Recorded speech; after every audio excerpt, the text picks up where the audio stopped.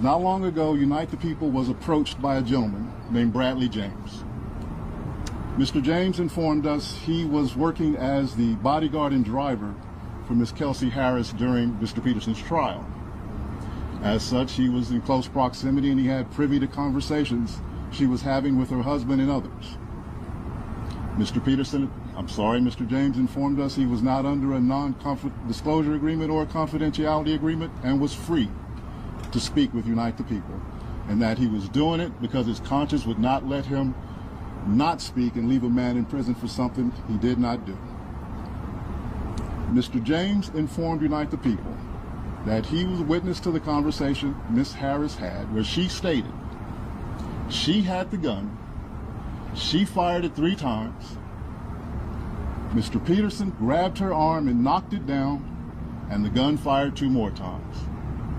In essence, Mr. Peterson never shot anybody, never even touched that gun, never fired the gun. This statement aligns with the statement of the only non-party witness to the case, Mr. Sean Kelly, who at trial testified he saw 2 women fighting, 2 men break up the fight, 1 man grabbed the other one's arm.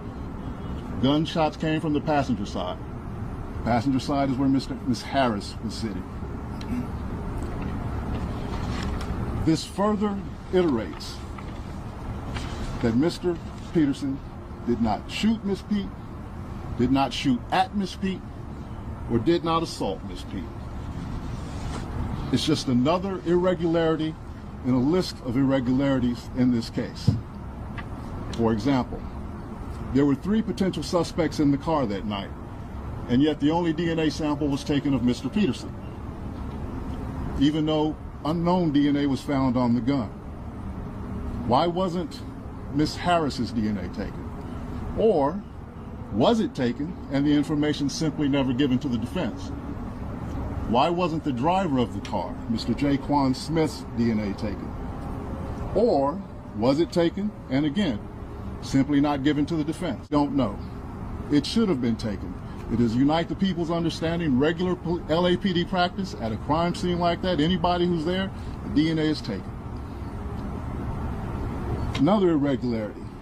Why, at Ms. Harris's police interview, was a non-lawyer, non-family member record company executive allowed to participate?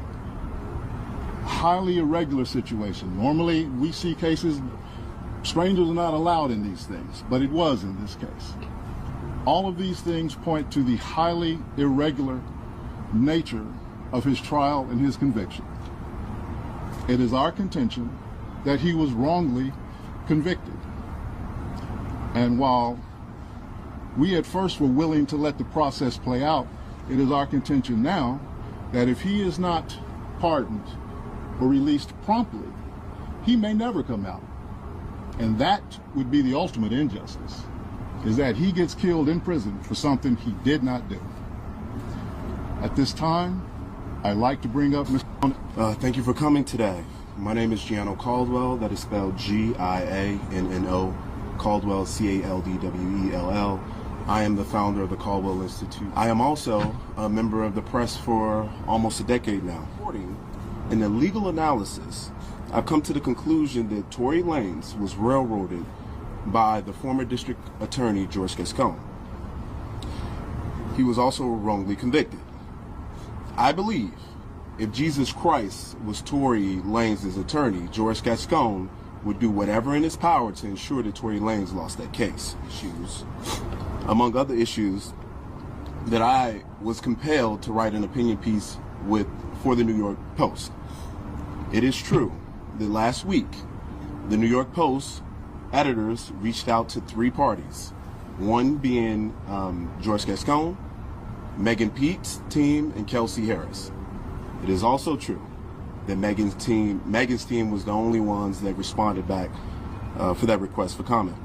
I also, in my op-ed, discussed Kelsey Harris pleading the 5th Amendment.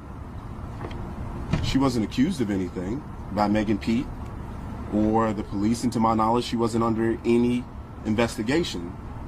So why plead the 5th? What also shocked me is the prosecution gave her immunity For what?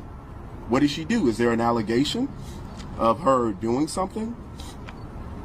I'm not aware of that. Maybe some of you can answer that question today. During the time of trial, George Gascon, just to take you back to where we were at that particular point, he had just barely won a recall attempt.